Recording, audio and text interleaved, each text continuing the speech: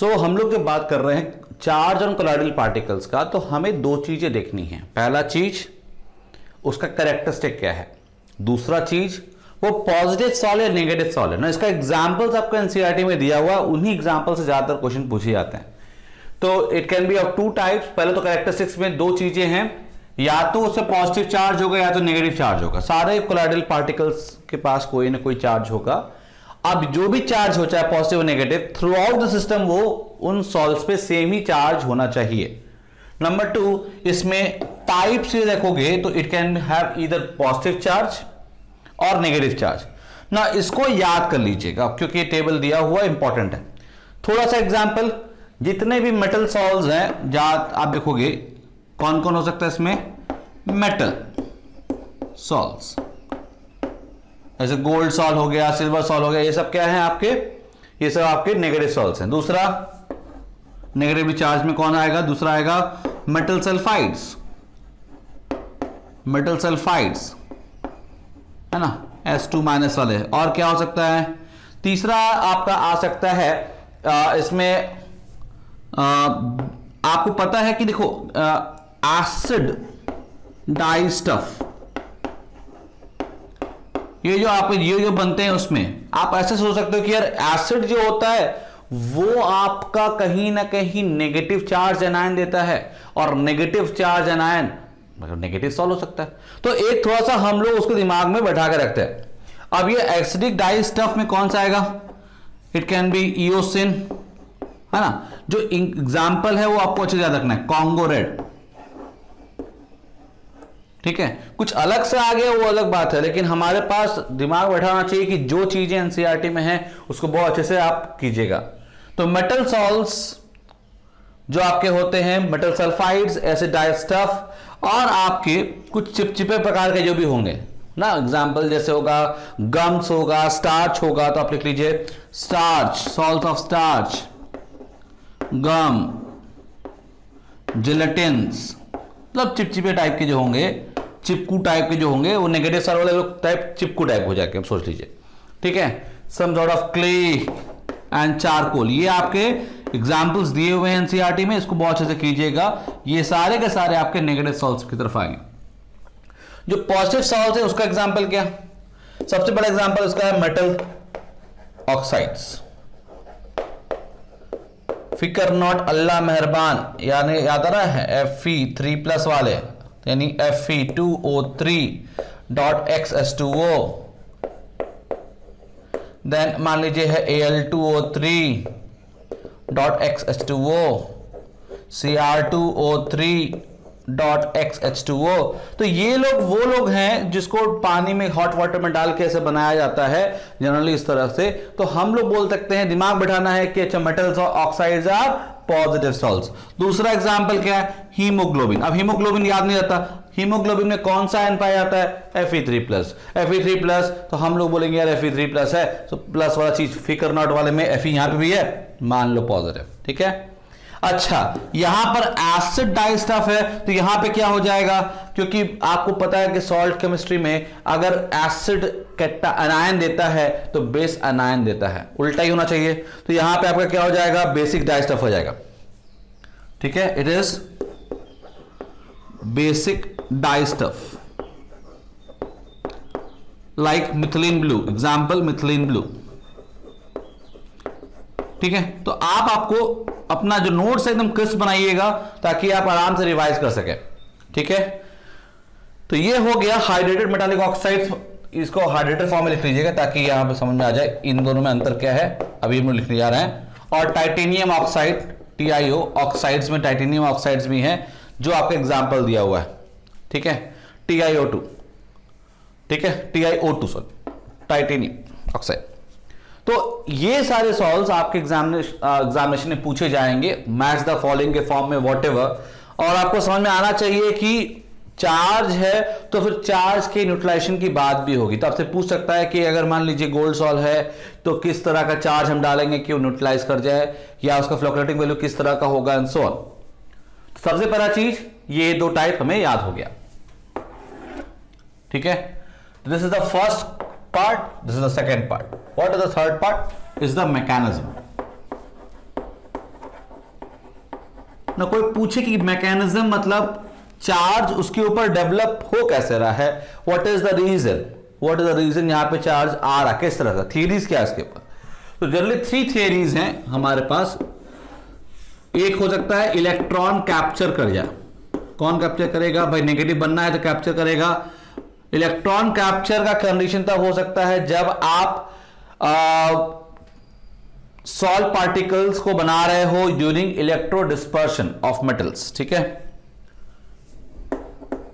Bye salt particle. तो छोटे छोटे सॉल्ट मतलब कोलोइडल सॉल्ट्स की बात हो रही है। अब होता क्या कि इनका साइज बहुत छोटा होता है, तो हम लोग क्या करते हैं, इलेक्ट्रो डिस्पर्शन करते चाहते फैला देते, ठीक है ना, during electro dispersion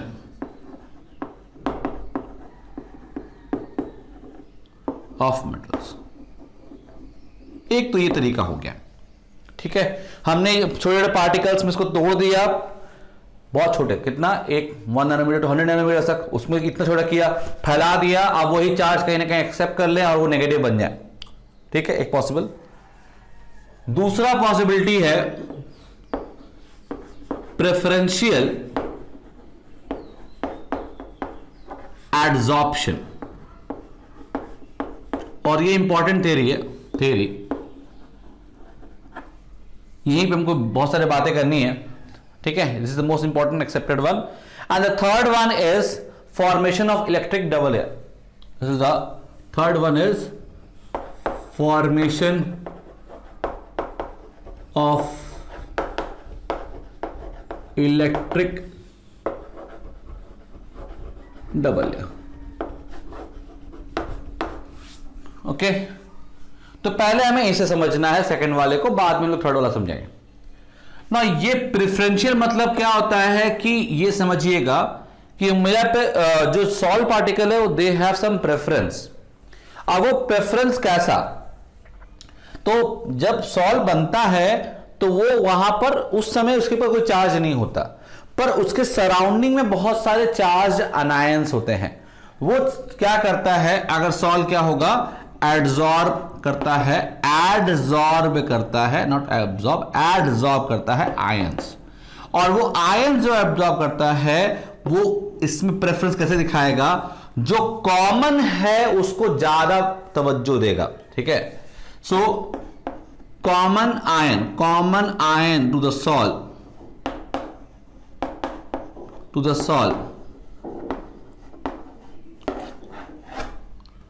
gets preferentially adsorbed। अगर कई प्रकार के लोग हैं तो यहां पर जो एड्सॉर्प्शन की बात आएगी उसमें से वो वाला पार्टिकल, वो वाला आयन जो कि कॉमन है इस सॉल में, वो एड्सॉर्ब हो जाएगा। Now let us try to understand in more detail ये कैसे मतलब हो रहा। Suppose I give you 2 mechanisms. So preparation of, मान लीजिए आपको सिल्वर आयोडाइड सॉल्ट बनाना है, ठीक है। अगर प्रिपरेशन ऑफ AgI है तो आपको इसमें 2 तरीके में बता रहा हूं। एक तरीका ये है, मेथड 1, आप क्या करो, सिल्वर नाइट्रेट को धीरे धीरे ऐड करो, क्योंकि ये AgI है KI में, और KI में तो KI एक्सेस होगा। और दूसरा तरीका है कि आप सिल्वर नाइट्रेट को एक्सेस ले लो,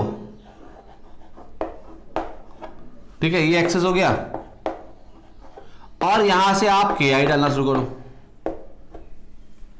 2 तरीके, ठीक। तो होगा क्या, in both the things what is going to happen is reaction.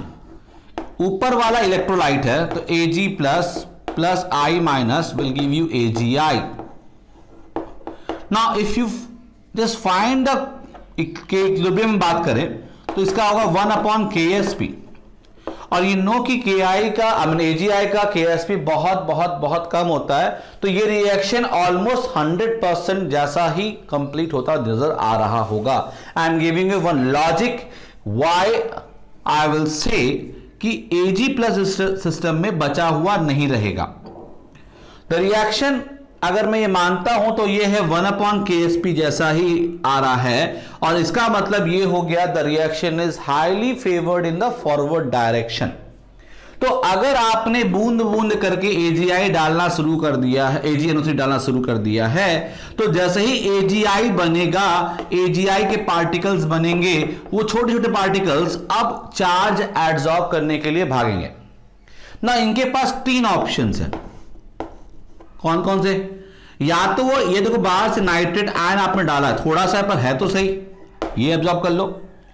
या तो आप देखो Ag तो खत्म हो जाएगा बिकॉज ये कम डाला था आपने, मतलब और खत्म हो गया। K+ बचता है, वो डाल लो। या फिर आपके पास ये I- बहुत एक्सेस था, ये एक्सेस है आपका, तो ये बच जाएगा, ये कर लो ना। 4th आयन जो है हम लोग ये मान के चल रहे हैं कि Ag+ बहुत कम है, इसलिए मैं काट रहा हूं उसको। ये बहुत कम इसलिए है बिकॉज ये रिएक्शन बता रहा है कि Ag+ लिमिटिंग रिएजेंट है, तो हमेशा almost 100% Ag+ ion will be consumed. तो इन दैट केस इसका ये बना हुआ है 2 आयन से Ag+ I-, और इसका प्रेफरेंस हमेशा रहेगा कि मेरे से कॉमन आयन मुझे मिल जाए ना। 2 ही आयन कॉमन है, या तो Ag+ I-। Ag+ की क्वांटिटी बहुत कम है, तो प्रेफरेंशियल क्या हो जाएगा? ओके, ये वाला बहुत ज्यादा है कंपेयर टू ये दोनों, हो सकता है ये भी ज्यादा है, लेकिन ये वाले के पास I जो कॉमन है, ये वाला I एक्सेस है, तो ये वाला को एब्जॉर्ब कर लेगा। In the first case AgI will absorb I- from here and you will get what? You will get AgI, उसके सराउंडिंग में I- का नेगेटिव एक लेयर जैसा बन जाएगा, एब्जॉर्ब लेयर होगा। ये सब माइनस जो दिखा रहा हूं I- है। तो this is how a negative charge salt is prepared by absorbing I- ions if you are adding AgNO3 slowly gradually in excess of Ki। तो ये एक नेगेटिव सॉल्व हो गया। क्लियर? उल्टा करके देखो, यहां भी AgI बनेगा, यहां पे भी आपके पास 4 ऑप्शन है। कौन कौन सा ऑप्शन है? यहां पे नाइट्रेट आयन है ही है, एक्सेस है, बहुत ज्यादा है। ओके, देन आपके पास है K+, ये बचा ही है। देन आपके पास Ag+ है, ये एक्सेस है, बचा हुआ है, और आपके पास I- है ना। अगेन मैं बोल रहा हूं कि बिकॉज I- इस केस में कम है, बिकॉज आपने थोड़ा थोड़ा करके डालना शुरू किया है, तो I- की संख्या बहुत कम हो जाएगी बिकॉज ऑफ, अगेन ये रिएक्शन ध्यान दो, अगर इस जगह पे सेकेंड वाले के लिए ये एक्सेस है और ये लिमिटिंग है, तो ये वाला खत्म हो जाएगा ऑलमोस्ट, ये वाला बचेगा। तो आपके ये I- का केस खत्म कर दिया मैंने। अब आपके पास 3 आयन है जो एब्जॉर्ब हो सकते हैं, 1 is nitrate, 1 is K+ and 1 is Ag+। और ऐसे केस में I- तो बहुत कम है, इससे कॉमन एक ही आयन बचता है, व्हाट? That is Ag+। तो AgI के आस अगर आप बात कर रहे हैं, AgI यहां लिखा था, इसके पास कॉमन वाइज में I- है नहीं बट Ag+ है, तो इसको एब्जॉर्ब कर लेगा, और second case will lead to formation of what?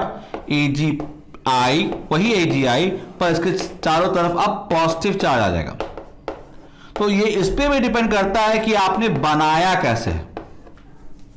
Same solve बनाया मैंने AgI, बट चार्ज अलग हो गया just by changing the method of preparation. Is it clear? Yes और नो?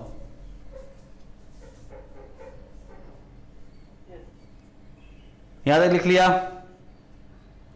फटाफट लिख लीजिए। तो this is one example. Let us take another example that is given in your book. The second example is Fe2O3 का।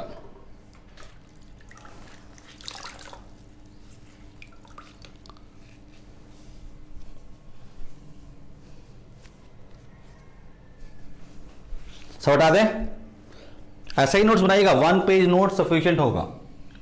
ऐसा बनाइए कि आप एक पेज में पूरा कुछ बता पाए, ठीक है? सो स्टार्टिंग फ्रॉम कैसे आया तो कैसे निकाले।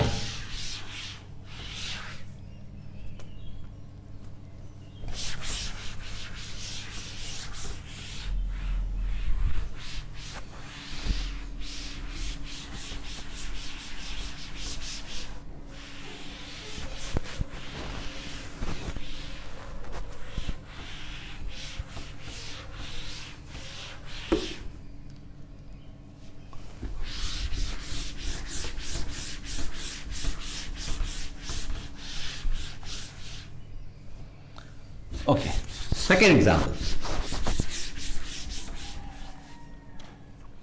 Okay, second example is of ferric chloride से हम लोग कैसे बनाएंगे Fe2O3.XS2O.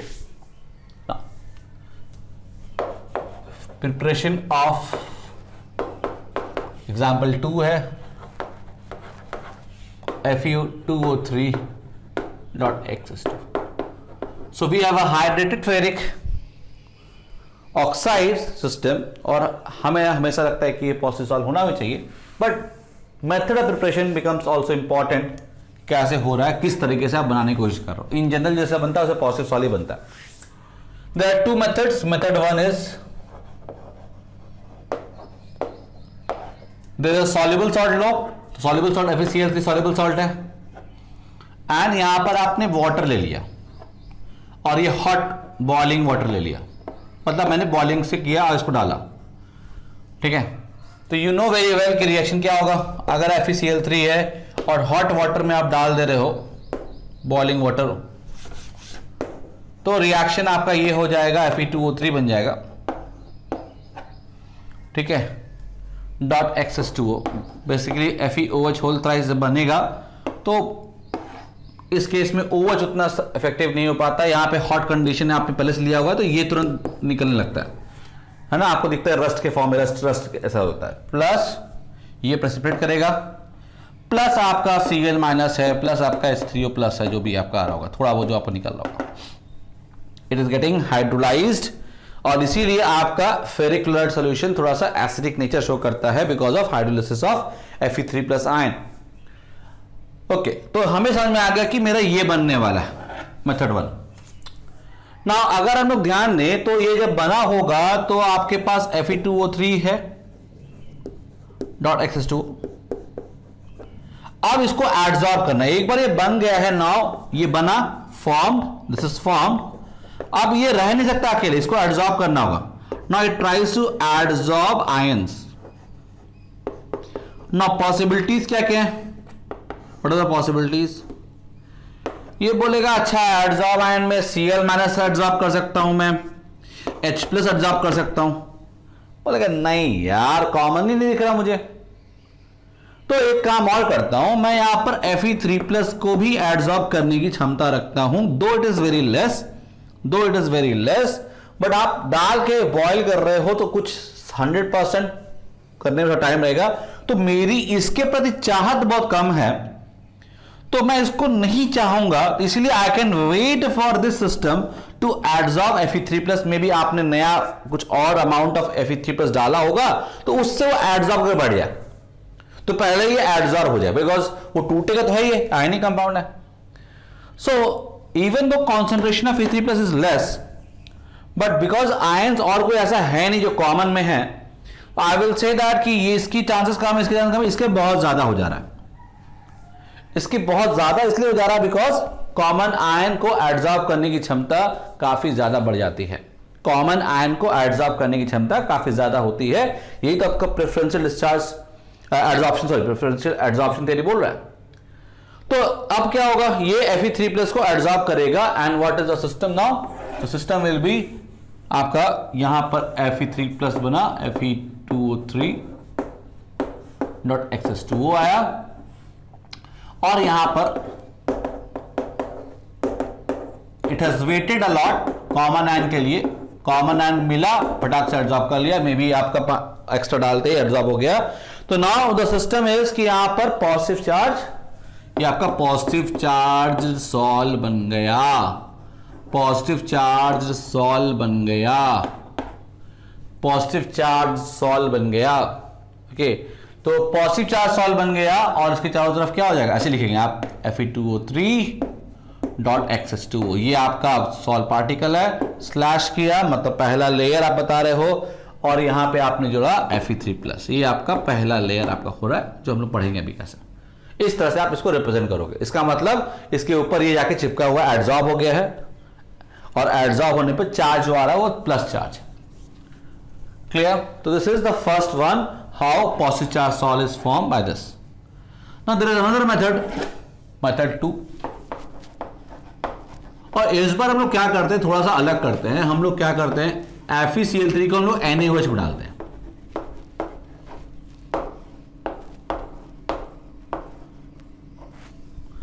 Now we know that FeCl3 can be precipitated out, FeOH can be precipitated out, और NaOH is a very good medium of providing OH minus. So reaction क्या होगा, FeCl3 plus NaOH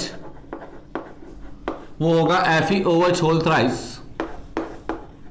plus NaCl, and slowly and steadily ये क्या हो जाएगा, बाद में कुछ देर बाद ये आपका FeO2.XS2 बन जाता है। ये इस फॉर्म में हाइड्रोलाइज होकर बन जाता है। तो ये जो प्रेसिपिटेट हो रहा है ये इसके फॉर्म में फिर इस फॉर्मेट में चला जाता है। ये इसको आप याद रखना है, बना ये था, बाद में इसमें कन्वर्ट हो जाता है। नाउ जब ये कन्वर्ट हो रहा हो जो भी होगा, तो इसमें जो सॉल्ट पार्टिकल्स हैं, जो सॉल्ट होगा Fe2O3, ये भी बात कर लो या ये बात कर लो, इसके पास क्या क्या ऑप्शंस मिल रहे हैं मेरे पास।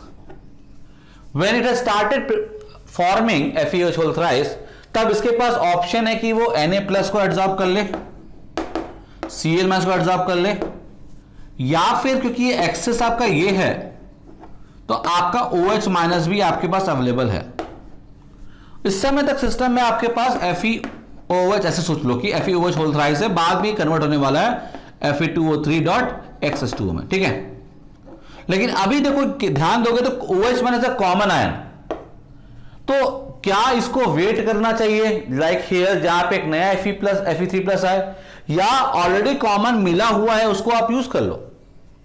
तो यहां पर Fe3+ बहुत कम है, we have to wait for another system, but ये बहुत कम है, ये कॉमन दिख रहा है मुझे। दैट इज वाई अगर कॉमन पहले से प्रेजेंट इन एक्सेस तो that ion will preferentially absorb, and what is going to happen, you will get a what, Fe2O3.XS2 last में जब बनेगा, और चारों तरफ से नेगेटिव चार्ज OH- आके इसको निपट जाएंगे,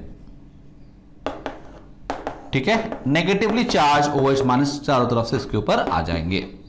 दिस इज OH-। तो ये आपका सॉल्ट एक नेगेटिव सॉल्ट बन गया, जस्ट बनाने का तरीके के ऊपर डिपेंड कर रहा है।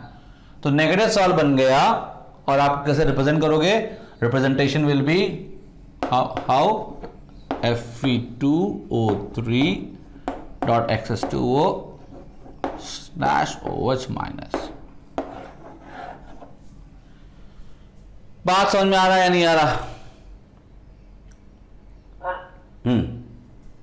इसी केस में Fe3+XS में ले लें, किसमें, इसी केस में, इसमें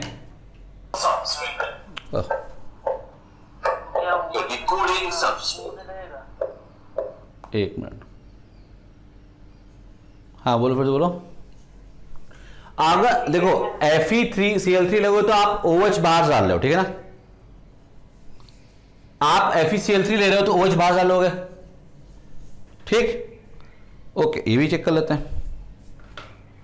तो एक काम ये भी कर सकते हैं जो आप बोल रहे हो, हटा इसको, इसी को एक तरीका ये कर लेते हैं कि FeCl3 यहां लिखते हैं और NaOH धीरे धीरे ऊपर से ऐड करते हैं। ये किस बोल रहे हो, ये एक्सेस हो गया। इस केस में क्या रखता है, OH whole thrice plus NaCl तो बनेगा ही बनेगा ना। इस बार एक्सेस क्या है, ये एक्सेस है, यस और नो। सेकेंड केस बता रहा हूं, मेथड 3, ये मेथड 3 हो गया। तो अब आपका कहना क्या है, एक्सेस ये है तो मेरे पास ऑप्शंस क्या होंगे, एक OH- है और एक Fe3+ है। इसमें क्या रहता है, OH- कितना होगा, बहुत कम, बहुत ज्यादा, क्या होगा, बोलो अगेन। हाँ बहुत कम होगा, बिकॉज KSP, देखो ध्यान दो, इस इक्वेशन को लिख रहा हूं मैं, KSP ये जो बात कर रहे हो, it's what, it's something like KSP FeOH whole thrice, इसी जैसा तो दिख रहा है ये, है ना। अगर मान लो Fe3+ प्लस OH- तो आ रही है, और FeOH होल थ्राइस का प्रेसिपिटेशन है तो 10⁻⁶ बहुत कम होगा, तो 1 अपॉन करोगे तो 10⁻⁶ हो जाएगा, तो बहुत तेजी से वो आगे बढ़ रहा होगा। तो जितना भी OH माइनस है वो ऑलमोस्ट 100% कंज्यूम हो जाएगा, तो ये आपका बहुत कम होगा। अब कॉमन एंड कौन सा है? Fe3+ जो एक्सेस में पड़ा हुआ है ना, इसका वेट नहीं करना कि एक्स्ट्रा पार्ट आएगा तब हम एडजॉर्ब करेंगे, ये पड़ा हुआ है, कॉमन भी है, तो ये एडजॉर्ब कर देगा। तो in this case your value will be Fe2O3 not X2O / Fe3+। ठीक है,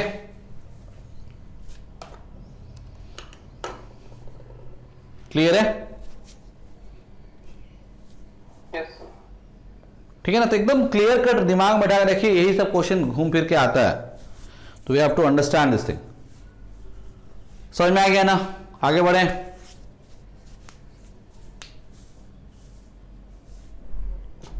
ठीक, चार्ज आ गया समझ में कैसे हो रहा है? अब now we will talk about another aspect कि ये चार्ज आने के बाद क्या होगा। चार्ज आने के बाद क्या होगा? चार्ज तो आ गया,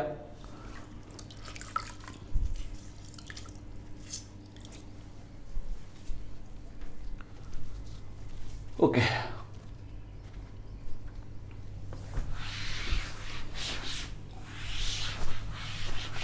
अब क्या होने वाला है?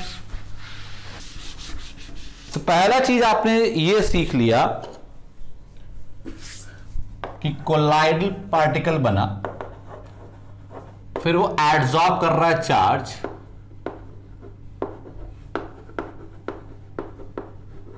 ठीक है, तो वो चार्ज हो गया। ठीक है, चार्ज सॉल्व बन गया, इसको मैं ऐसे लिख रहा हूं। अब वो नेक्स्ट क्या करेगा? ये चार्ज सॉल्व उसके सरफेस पे एडजॉर्ब्ड है, तो वो क्या करेगा? अब ये अपने ऑपोजिटली चार्ज पार्टिकल्स को खींचेगा एंड इट विल क्रिएट, मतलब यहां पे ऑपोजिट अट्रैक्ट्स, या ऑपोजिट लिख लो, ऑपोजिट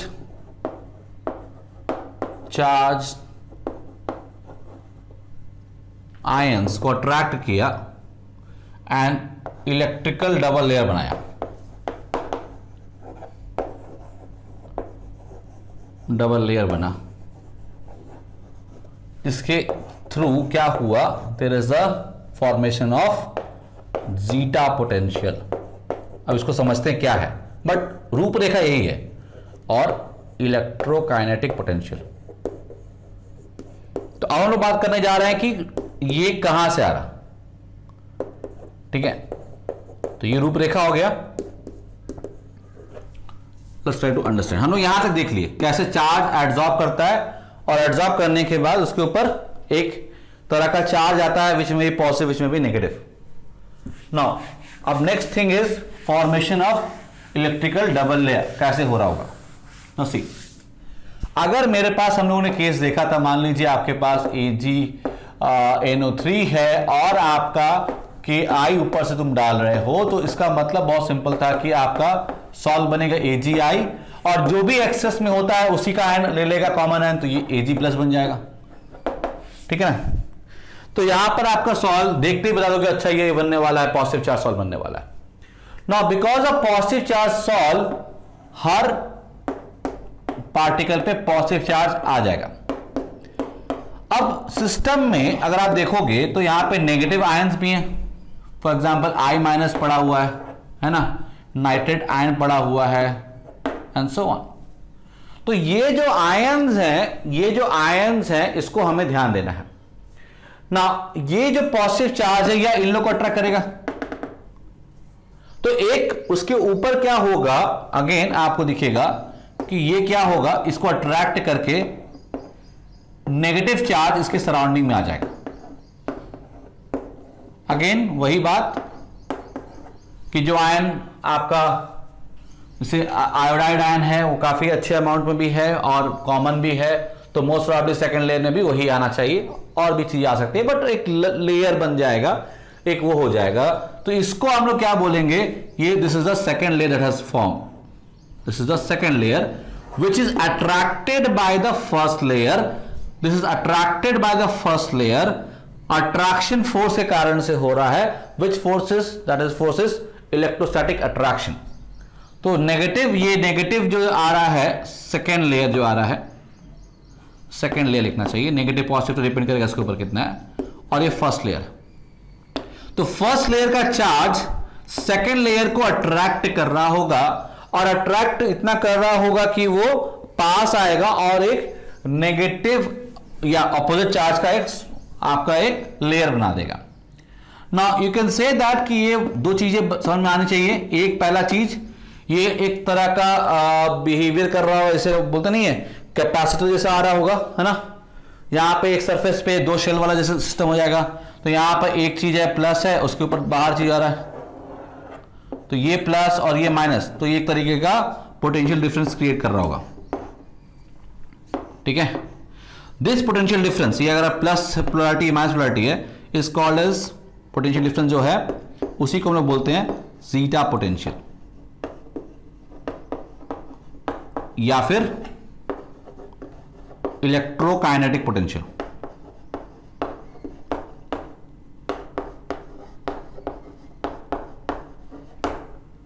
ठीक है, ये आपका समझ में आ गया। अब क्वेश्चन उठता है कि यार ये पहुंच के खत्म ही क्यों नहीं कर दिया। तो पहले तो समझ में आ गया कि हाँ ये होता क्या है, डबल लेयर बन गया, पर एक फंडा अभी भी हमें समझ में नहीं आया कि ये वाला घुस के जाके इसको न्यूट्रलाइज क्यों नहीं कर दे रहा। ये न्यूट्रलाइज इसलिए नहीं कर पा रहा बिकॉज इसके चारों तरफ मीडियम के जो है वो मॉलिक्यूल्स हैं।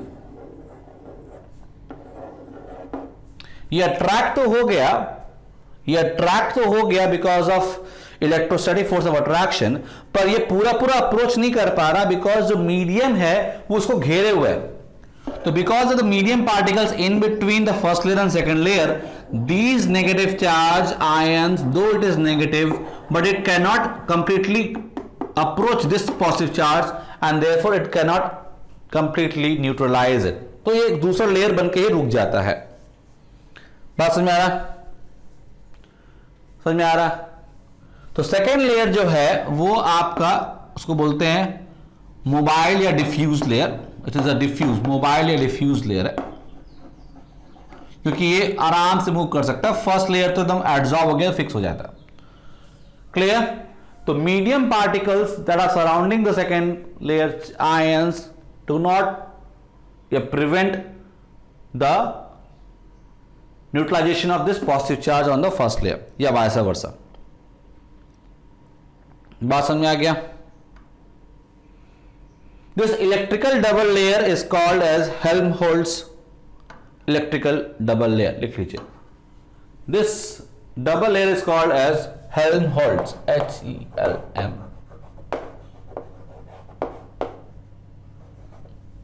Helmholtz electrical double layer. Clear.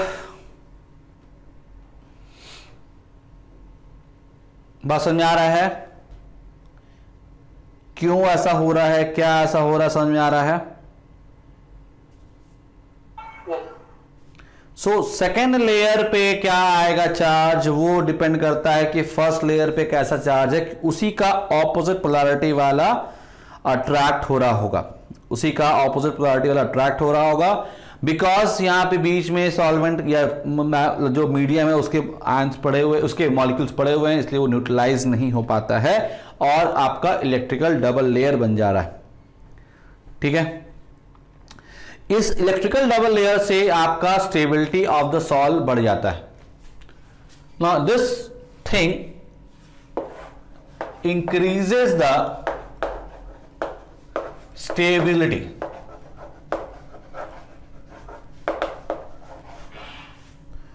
it increases the stability of the solve। ऐसा क्यों?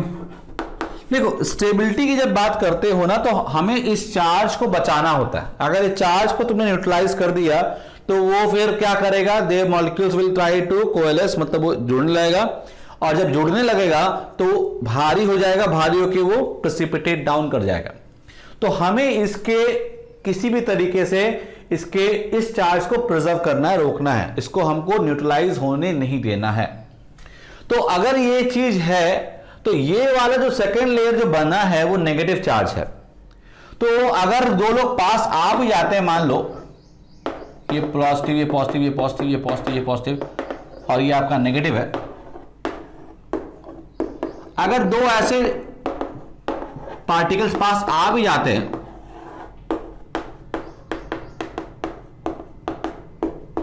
तो ये जो नेगेटिव चार्ज का शील्ड जो बना हुआ है, ये लोग आपस पे एक साथ जुड़ना चाहते हैं और ये जो नेगेटिव है यहां पर रिपल्शन होगा, बाहरी लेयर पे नेगेटिव होने के कारण से रिपल्शन होगा, तो ये लोग बहुत पास आ नहीं सकते, तो ये लोग फिर रिपल हो जाएंगे, बाहर हो जाएंगे। तो याद रखिएगा ये वाला जो आपका पार्टिकल है वो इससे चिपकना चाहता है, ये वाला पार्टिकल चिपकना चाहता है, ये वाला चिपकना चाहता है और ये चिपक के एक बड़ा बनना चाहता है, ये सॉल्वेंट के साथ, ये उस मीडियम के साथ नहीं रहना चाहता है। लेकिन अगर ये चिपकेगा तब ना जब ये वाला पास आएगा।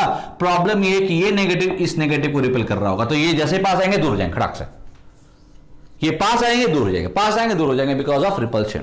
इस कारण से this electrical double layer is going to provide the stability by not allowing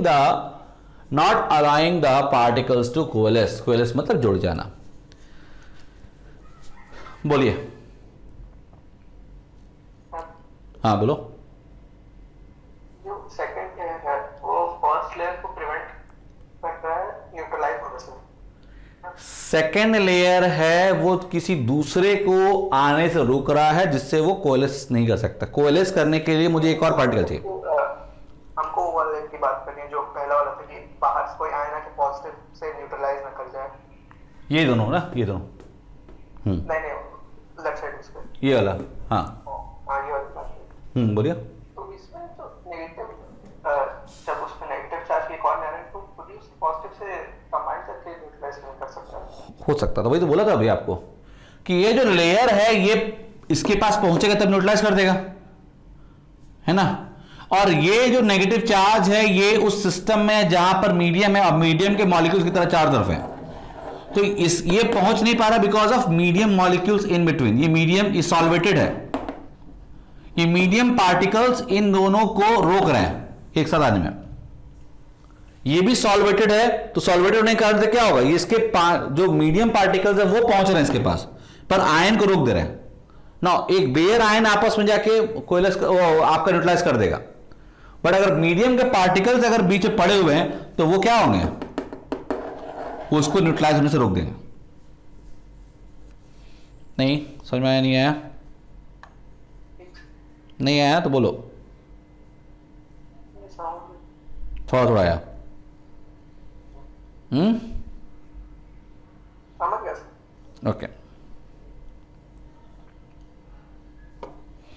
तो याद रखिएगा मीडियम के पार्टिकल्स जो हैं वो भी इसको, इन्हीं दोनों को जो लेयर बन रहा था उसको रोकने में मदद कर रहे हैं, इसलिए यहां पर कोई न्यूट्रलिटी नहीं आ रहा और कोई और आके ना कर दे, बिकॉज इसकी बहुत ज्यादा तमन्ना है कि दूसरा वाला आए, इसको हटा दो, दोनों आपस में आएंगे, चिपक जाएंगे और वो चिपक जाके प्रेसिपिटेट कर जाएंगे बिकॉज उनकी साइज अब 100 नैनोमीटर से बढ़ जाएगी, तो वो आप सस्पेंशन जैसा हो जाएंगे, धीरे करते वो अंडर ग्रेविटी प्रेसिपिटेट कर जाएंगे। ये इनकी तमन्ना होगी, बट तमन्ना पूरी नहीं हो पा रही है बिकॉज ऑफ दिस चार्ज। ठीक है, क्लियर? जल्दी जल्दी जल्दी जल्दी, क्लियर? Yes sir, yes. अब नेक्स्ट पॉइंट उठता है कि विच चार्ज इज दैट, कौन सा चार्ज एब्जॉर्ब हुआ है, ये कैसे बताओगे?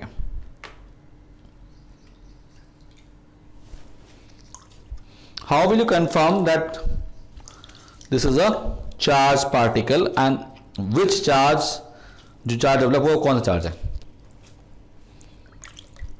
तो next topic is, next point should be charge आ गया, उसके ऊपर थियरी हम लोग डेवलप कर लिए कि भाई इसमें डबल लेयर होना चाहिए, but how to prove it, और हाउ टू प्रूव इट दूसरा चीज है कि हाउ टू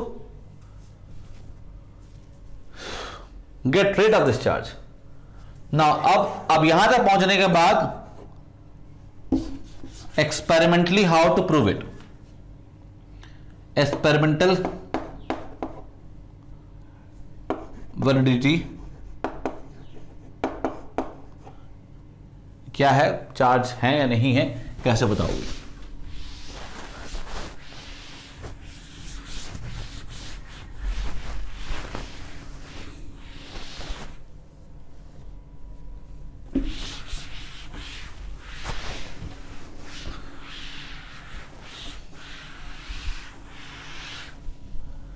हम लोग धीरे करते हुए जो फालतू के टॉपिक्स भी है ना वो सब भी खत्म कर देंगे,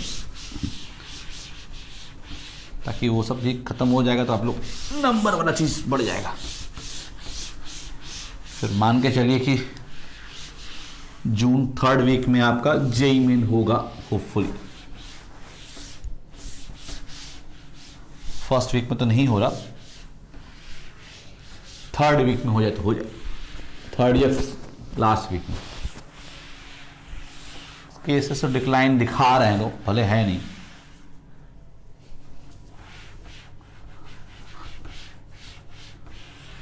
तो we have done with this.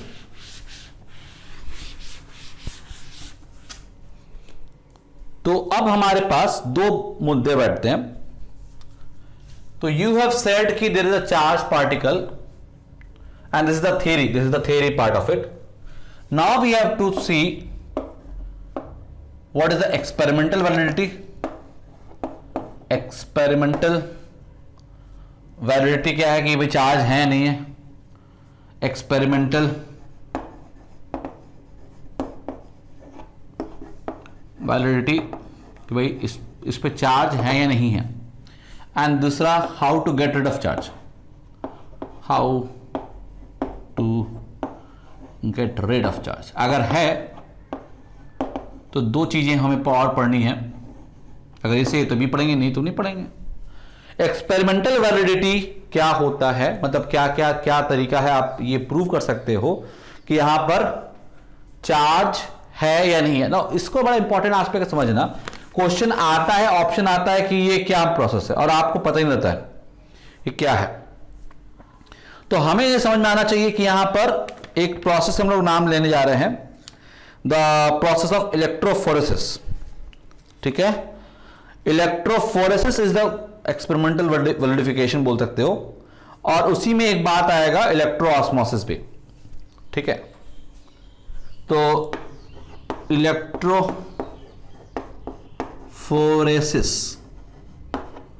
ये आपका टेक्निक होगा और इसी का पार्ट हो जाएगा, इसी का एक स्पेशल केस है इलेक्ट्रोऑस्मोसिस। ये आपको अब पढ़ना है कि इलेक्ट्रोफोरेसिस और इलेक्ट्रोऑस्मोसिस कैसे हैं, मतलब पहले मैकेनिज्म, देन उसके बाद प्रूव की करो ये है या नहीं है, और उसके बाद हम लोग बात कर रहे हैं कि अच्छा प्रूव हो गया तो अब how to get rid of this charge. अब ये दो एस्पेक्ट मेरा बचा हुआ तो मेरा एक पूरा कंप्लीट पैकेज बन जा रहा है।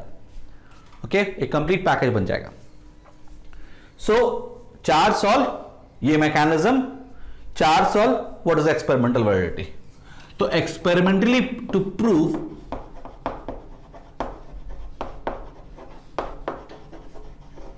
दैट salts, ये colloidal salts are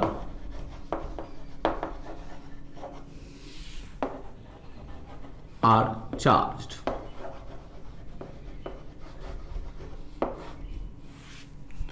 This we have to prove it. तो आपका आसान तरीका होगा यूजिंग, आपके अगर चार्ज है तो आप एक कैथोड और एक एनोड का सिस्टम बनाओ और देख लो, अगर कैथोड एनोड एक तरफ जा रहे होंगे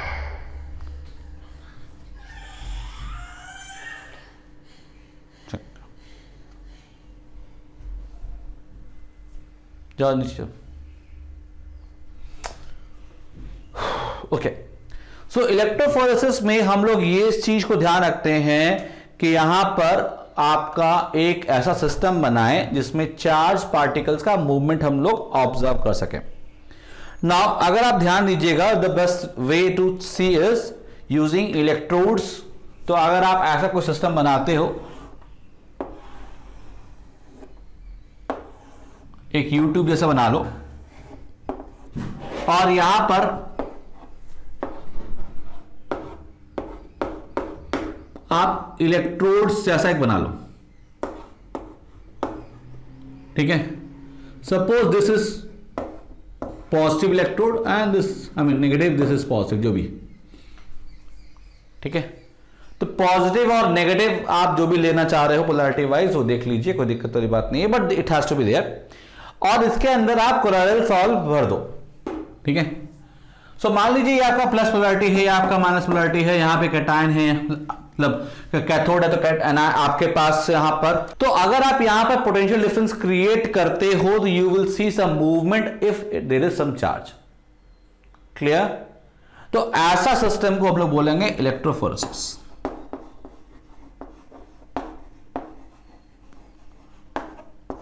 यहां पर मूवमेंट की बात हो रही होगी।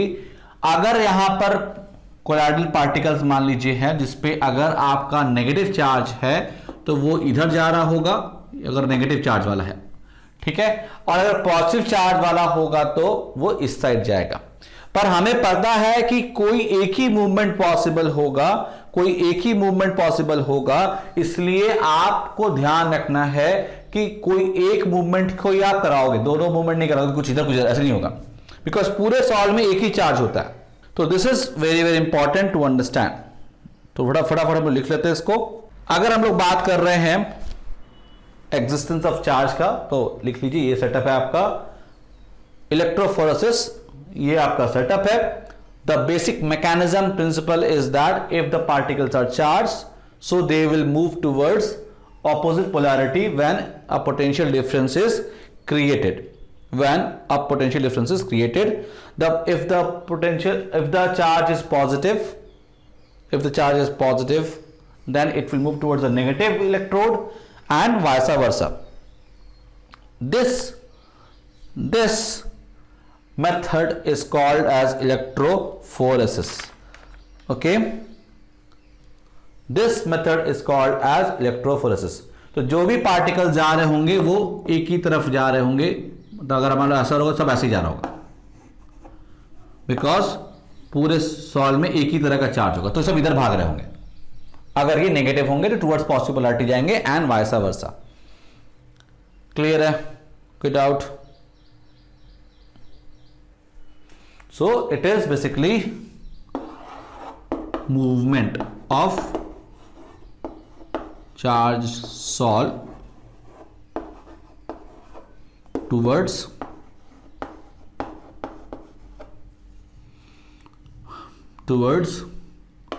electrode of opposite polarity.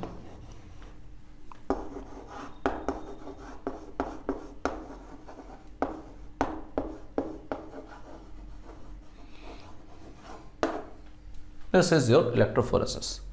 तो electrophoresis is a method by which you can prove that the colloidal particles होते हैं, सॉल्व होते हैं, दे are charged,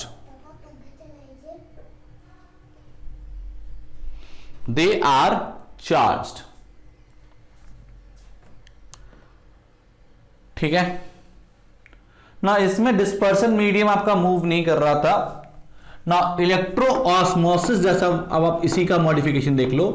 electro osmosis is a method जहां पर इलेक्ट्रो ऑस्मोसिस में क्या होगा, ऑस्मोसिस आ गया तो यहां पर मुझे क्या होगा, some sort of membrane use करना होगा, सेमी परमिएबल मेम्ब्रेन यूज करना होगा, है ना, सेमी परमिएबल मेम्ब्रेन यूज करना होगा।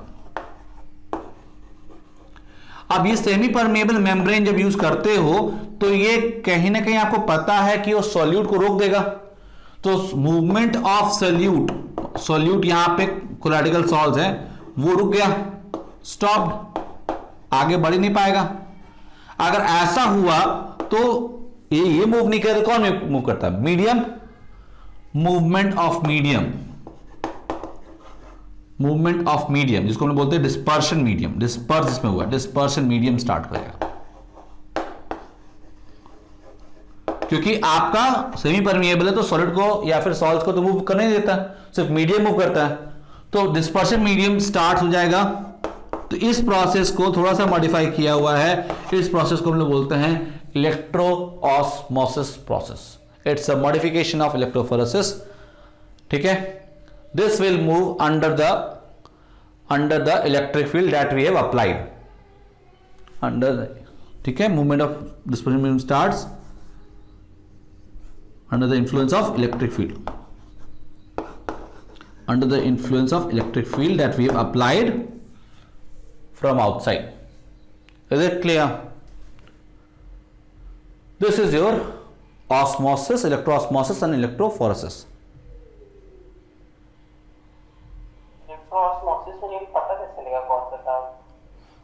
हाँ, मतलब कि कोलॉइडल पार्टिकल मूव नहीं करेंगे तो कैसे करते हैं? एक ही मूवमेंट होगा ना। अब इन लोग को रोक दोगे तो मूवमेंट इधर होना शुरू हो जाएगा। अब डिस्पर्शन मीडियम के पास भी कुछ ना कुछ थोड़ा बहुत चार्ज होता ही है, ठीक है।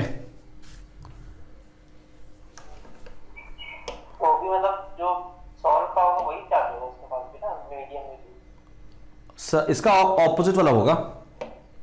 मीडियम वाले में तो भाई जैसे सेकंड लेयर तो मीडियम प्रोवाइड कर रहा था ना, ठीक। ठीक है।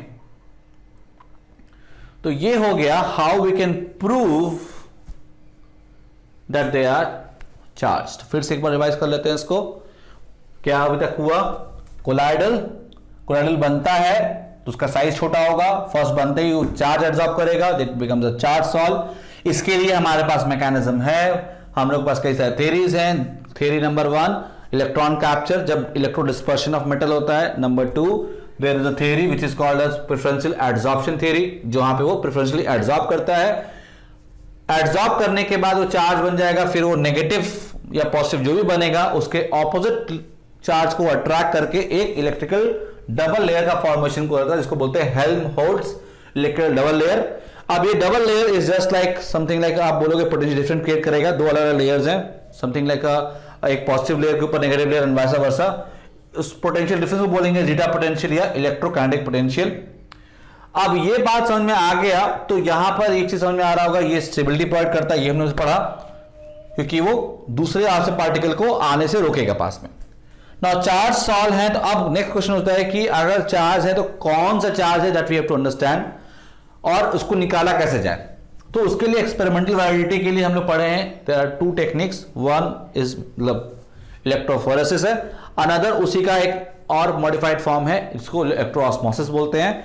इलेक्ट्रोफोरेसिस में हम लोग चार्ज इलेक्ट्रोड्स के बीच में, आई मीन चार्ज मतलब इलेक्ट्रोड्स के बीच में इसको डाल देते हैं और हम लोग देखते हैं मूवमेंट स्टार्ट हो जाएगा, movement of particles started, that is electrophoresis मतलब movement of particles under electric field.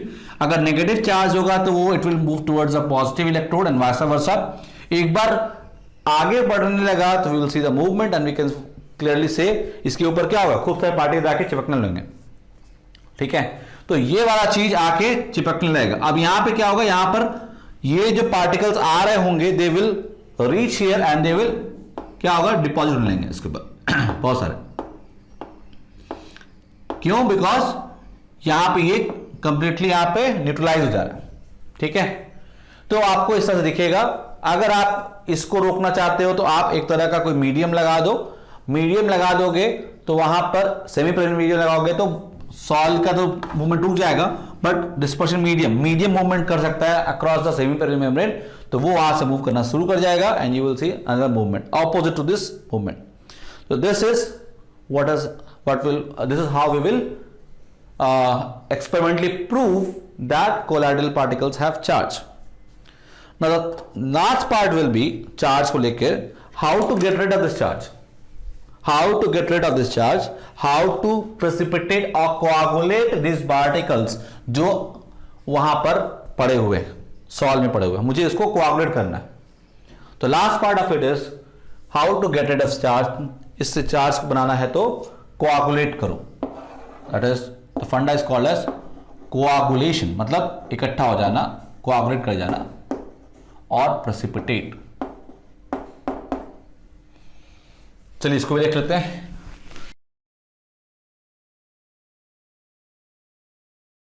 कि कोआगुलेशन का मतलब हो रहा है कि हमें वो जो लेयर फेयर है ना उसको हटाना पड़ेगा, तभी कोआगुलेट कर पाएगा। चार्ज पास रहेगा तो वो कोआगुलेट नहीं कर पा रहा। तो कोआगुलेशन की बात जब कर रहे हो तो the basic strategy will be what, coagulation को करना है तो you have to remove the charge, you have to somehow remove the charge. जो चार्ज बन रहा है उसको हटाना पड़ेगा, तभी दो पार्टिकल आपस में आके कोआगुलेट कर जाएंगे, जुड़ जाएंगे। रिमूव चार्ज,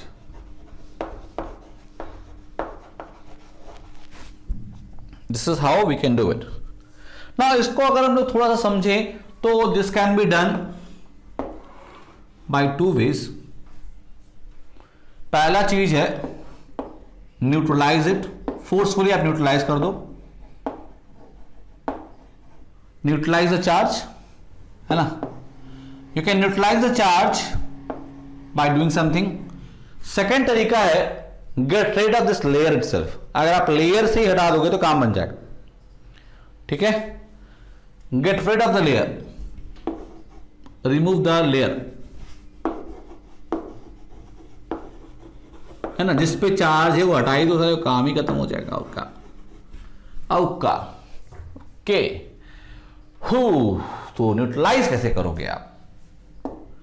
न्यूट्रलाइज करने का क्या तरीका होगा? एक तो पढ़ा आपने कि भैया इसमें क्या करो, जो अभी आपने किया ना इलेक्ट्रोफोरेसिस, वही तो कर रहे थे, ले जाके चिपका दे रहे थे उसको, आजा बेटा करते हुए, गया वहां पे अपोजिट वाले पे चिपक जाएगा, खत्म हो गया काम। इलेक्ट्रोफोरेसिस वन तरीका। दूसरा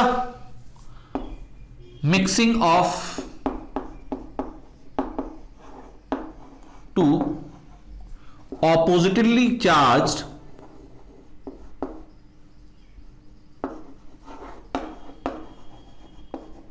सॉल्ट्स।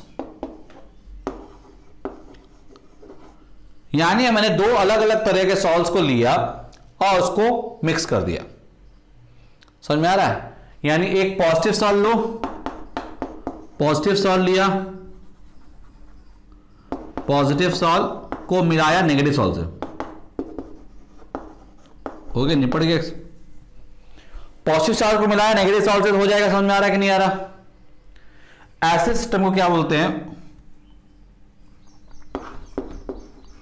Mutual coagulation. दोनों निपट जाएंगे, दोनों निपट जाएंगे, एक दूसरे को दोनों निपटा देंगे। तू मुझे निपटा, मैं तुम्हें निपटाता हूं, काम खत्म, निपट गया।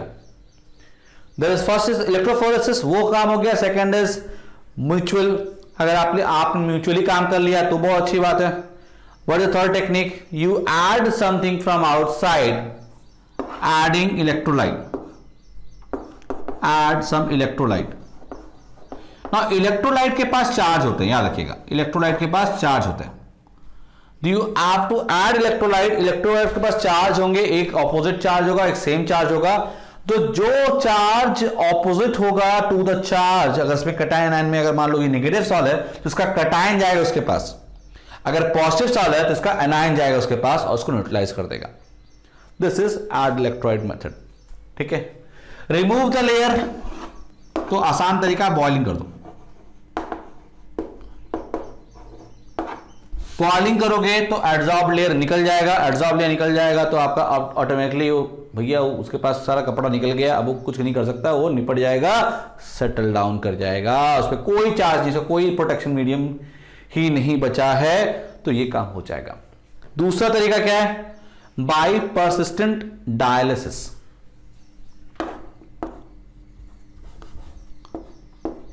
Bye persistent dialysis. डायलिसिस में क्या करते हैं हम लोग? खूब तेजी से पानी या मीडियम के पार्टिकल्स भेजते हैं और उसको उसी में रख दो उठा के। अब वो रख दिए उसको, जैसे ही मतलब एक जगह से उसे पास करते जाओगे, धीरे धीरे खूब तेज पानी हो गए तो उसके धीरे लेयर क्या होंगे, जो ऊपर जो एड्सॉर्ब लेयर है वो निकल जाएगा। एड्सॉर्ब लेयर निकल गया तो फिर वही हालत हो गया, फिर उसके पास कुछ नहीं बचा तो वो निपट जाएगा। समझ में आया या नहीं आया कि ऐसे ही हम लोग बोले जा रहे हैं? बोलो बोलो, समझ में आया या नहीं आया? डायलिसिस समझ में आया या नहीं आया?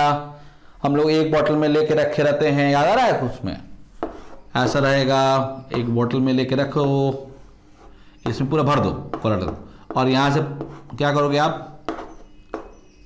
ये आपका सॉल्ट पार्टिकल्स है, यहां से पानी वानी का आप धारा बनाए रहो, धीरे धारा बनाए रहो, तुपते पानी मारते रहो, तो यहां से पानी गया, यहां से पानी आउट हो गया, मान लो इन आउट कर लिया, तो क्या होगा इसमें के थ्रू? जब पानी तो जा ही सकता है इसके अंदर से, पानी जा रहा होगा, पार्टिकल निकल नहीं पा रहा होगा, ऐसा हम लोग को लेना है, जिसको डायलिसिस मेम्ब्रेन बोलते हैं, डायलाइजिंग मेम्ब्रेन। और ये ऐसा होगा कि इसमें से आपका सॉल्ट निकल नहीं सकता। अब उसको एक तरह से धो रहे हैं, पानी के झटके से धो रहे हैं, धो दिया हटा के, काम खत्म। तो ये लेयर जो है वो गायब हो जाएगा और डायलिसिस से आपका वो चीज गायब हो गया, बॉइलिंग से गायब हो गया, तो चार्ज अपने आप रिमूव हो गया। मेरी बात समझ में आई या नहीं आई? बोलिए। लास्ट पार्ट ये बेटा, इसलिए ध्यान से रखिएगा। तो ये हो गया आपका how to get rid of charge. इसमें एक इंपॉर्टेंट एस्पेक्ट आता है व्हाट इज द अमाउंट, ये ऐड इलेक्ट्रोलाइट कर रहे हैं उसकी औकात कितनी है, what is the amount of औकात, औकात मतलब क्या कितना पोटेंशियल है and so on. There are two different terms that we have to understand, one is the flocculating power and flocculating value. तो हमें पता है कि इसको कर रहे हैं, अब इसके ऊपर बात करो इलेक्ट्रोलाइट के ऊपर जो आप बाहर डाल रहे हो। इलेक्ट्रोलाइट की औकात यानी इलेक्ट्रोलाइट किस तरह बिहेव करेगा उसको हमें अब नाउ चेक करना है। ओके, तो इलेक्ट्रोलाइट की औकात अभी हम लोग देखेंगे। इसको हटाते हैं, लिख लीजिए फटाफट। So coagulating power and coagulating value, ये लास्ट टॉपिक है इन दिस।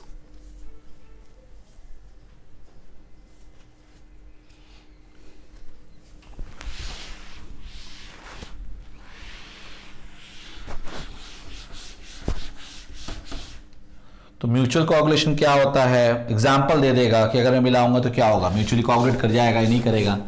तो आपको अगर पता होगा सॉल्ट कैसे बिहेव करता है तभी ना बता पाओगे, तो कहां बता पाओगे।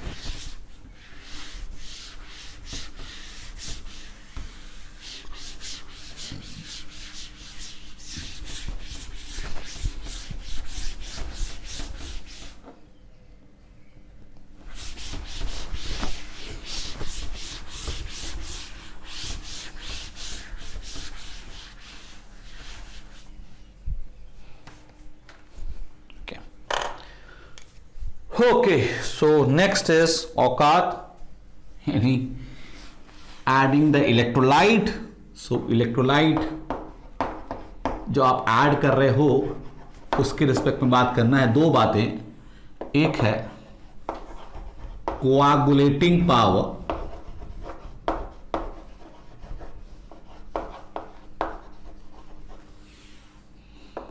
दूसरा है कोआगुलेटिंग वैल्यू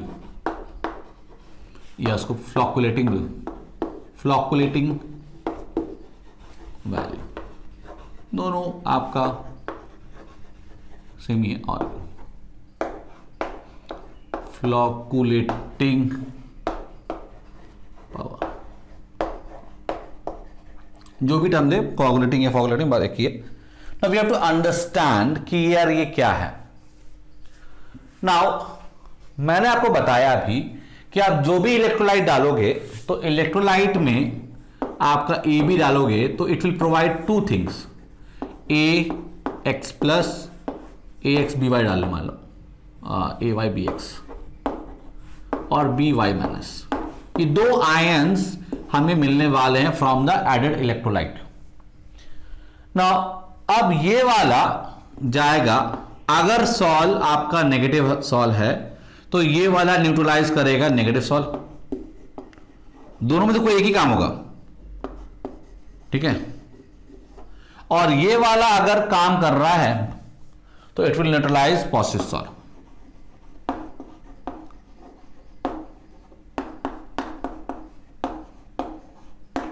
तो नेगेटिव सॉल और पॉजिटिव सॉल दोनों एक साथ तो होंगे नहीं।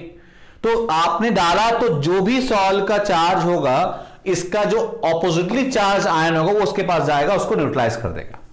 ये हो गया फंडा। अब कोआगुलेटिंग पावर क्या होता है? कोआगुलेटिंग पावर बोलता है, सीपी में लिख रहा हूं, कोआगुलेटिंग पावर जो है वो ये बोलता है कि आपका जितना बेसिकली ज्यादा चार्ज होगा इसके ऊपर एक्स और वाई, उतना ही खतरनाक रूप से वो न्यूट्रलाइज करेगा, बिकॉज उतने तेजी से वो न्यूट्रलाइज कर पाएगा ज्यादा चार्ज होने के कारण से। So coagulating power is equal to charge on जो फ्लोकुलेटिंग आयन है, जो भी है। मैं वर्ड फ्लोकुलेटिंग है बोल रहा हूं बिकॉज मुझे पता नहीं कि वो नेगेटिव या पॉजिटिव है, हो सकता है ए हो सकता है बी हो, ठीक है। तो अगर आपका फॉर नेगेटिव सॉल अगर मान लोगे, फॉर नेगेटिव सॉल एग्जाम्पल हम ले लें तो Al3 प्लस का ज्यादा होगा, देन Ca2 प्लस का, देन Na प्लस का, ये Li प्लस, जो भी आप ले लो, कोई दिक्कत नहीं, ठीक है। तो यहां पर जितना ज्यादा चार्ज होगा उतना ज्यादा उसका पावर बढ़ता जाएगा। फॉर पॉजिटिव सॉल्व की बात करें तो आपके पास जाना क्या चाहिए, नेगेटिव वाला, तो FeCN6, यही सब क्वेश्चन बार बार घूम घूम के आता रहेगा। 4 माइनस ज्यादा होगा, फॉस्फेट आयन में 3 ही होता है, उससे वो ज्यादा होगा। मान लीजिए आपके पास सल्फेट आयन है, इस पर तो 2 ही चार्ज होता है, वो ज्यादा होगा Cl माइनस, Cl में 1 ही चार्ज होता है। तो चार्ज्ड है ये इलेक्ट्रोलाइट, चार्ज तो होगा, बट जितना ज्यादा चार्ज बढ़ाओगे उतनी उसकी औकात या फिर पावर बढ़ जाएगा, न्यूट्रलाइज करने की औकात बढ़ रही है, और यही है आपका flocculating power. This principle is called as हार्डी-शुल्ट्ज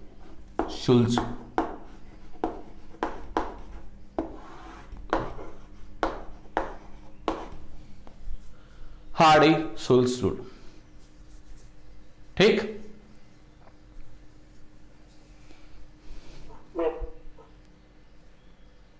ZE है। सो हार्डी-शुल्ट्ज रूल, ठीक है। तो ये हो गया आपका औकात। इस पे भी क्वेश्चन कई बार आ चुका है, आप देखिए जेईई में आता रहता है, और अगर नहीं पता तो छूट जाता है। अब फ्लोकुलेटिंग वैल्यू, अगर पार ज्यादा है तो कम मात्रा में काम बन जाता है ना। इसको हटा दें, इसको हटा दें।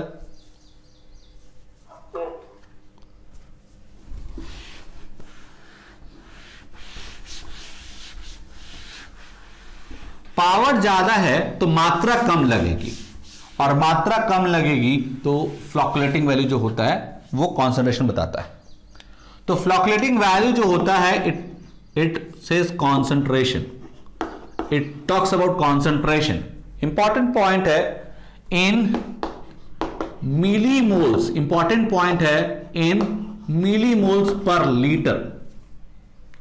It is the concentration in millimoles litre of flocculating ion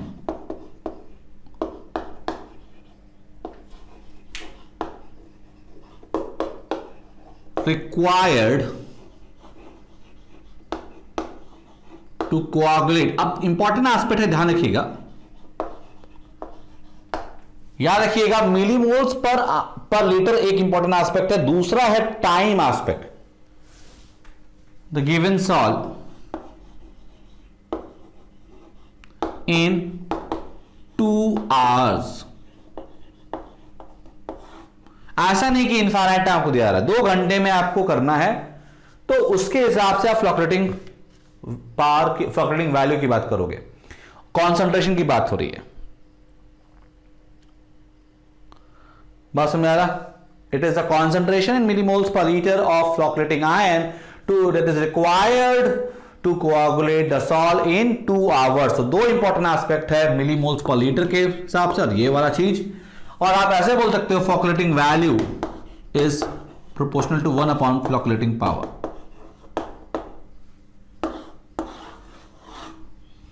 आप घबराना मत, सीवी कर लो और सीपी कर लो, उससे फर्क नहीं पड़ता, ठीक है।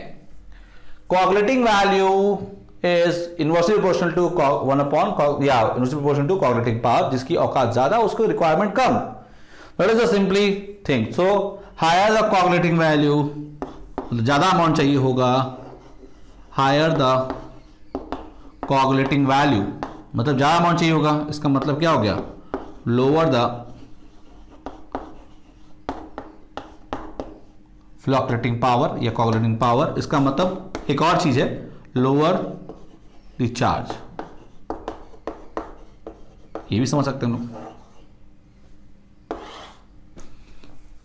क्लियर है,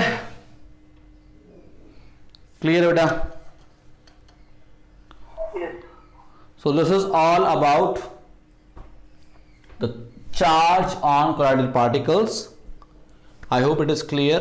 अब आपको एक बार इसको पढ़ लीजिएगा, समझ लीजिएगा, तो आई थिंक सारे क्वेश्चंस हो जाना चाहिए। फिर then will solve many questions based on this also, ठीक है। इस चैप्टर पे हम लोग कई सारा शीट करना शुरू कर देते हैं। गोल्ड नंबर एक्चुअली क्या होता है कि वो एक तरह का बोल सकते हो कि हम लोग एक तरह का एक्सपेरिमेंट करते हैं जिसमें हम लोग एक प्रोटेक्टिव कोलाइड के बारे में जानने की कोशिश करते हैं। हम लोग क्या करते हैं, एक स्टैंडर्डाइज सोल्यूशन लेते हैं। जैसे ना मान लो उसमें हम लोग ले लिया कि एक गोल्ड सॉल्ट लिया, ठीक है। अब गोल्ड सॉल्ट को लिया हम लोगों ने और 1 ml ऑफ 10%, 1 ml ऑफ 10% के 10% NaCl सोल्यूशन लेते हैं, ऐड करते हैं, ठीक है। अब ये NaCl क्या करेगा, कोआगुलेट करना चाहेगा, ये NaCl कोआगुलेट करना चाहेगा गोल्ड को। तो प्रोटेक्टिव कोलाइड हमें कितना वेट चाहिए होगा इसको रोकने के लिए, मिनिमम वेट, वही उसका गोल्ड नंबर कहलाता है, वही उसका गोल्ड नंबर कहलाता है, ठीक है। नहीं समझ में आया, लिख लीजिए इसको। समझ में आया कि नहीं आया, लिख लो। The gold number is the minimum weight of a protective colloid required, is the minimum weight of protective colloid required to prevent the coagulation of 10 ml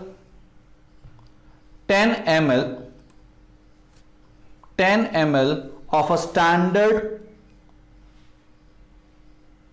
standard hydro gold salt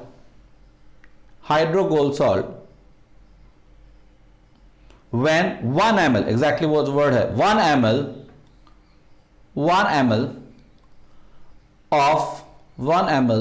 of 10%, 1 ml of 10% NaCl solution is added to it. NaCl is added to it, ठीक है। Now again इसमें खास बात क्या है, खास बात यह है कि जितना ज्यादा तुम यूज कर रहे होगे उतना क्या होगा, खराब होगा, अच्छा होगा,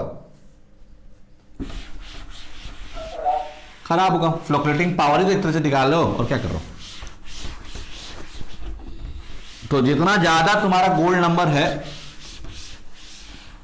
उतना खत्म आपका पावर है। So we can say that protective power, अगर इसकी बात कर रहा हूं, is proportional to 1 gold number. जितना ज्यादा बढ़ता रहेगा उतना खराब ही होगा।